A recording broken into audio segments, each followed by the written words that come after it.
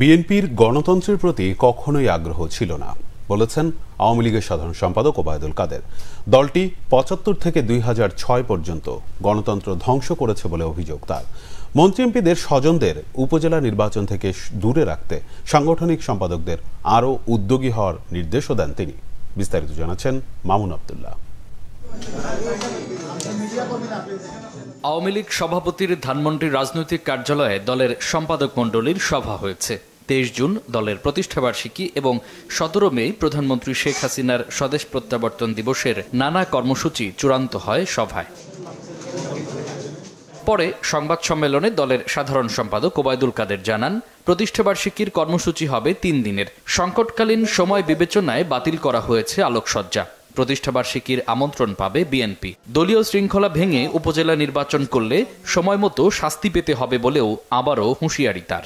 আওয়ামী লীগের গত জাতীয় সংসদ নির্বাচন, এই নির্বাচনে আমরা কতজন এমপিকে বাদ দিয়েছি, যেটা এক রকমের শাস্তি না।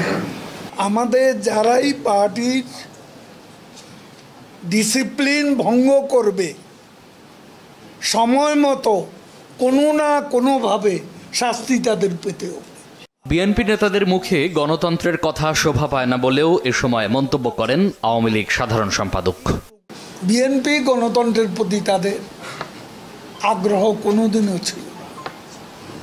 গণতন্ত্র, স্বাধীন নির্বাচন ব্যবস্থা, এটা এবং গণতন্ত্রকে শৃঙ্খলমুক্ত করার কাজটি বঙ্গবন্ধু কন্যা শেখ হাসিনাই এদেশে করেছে।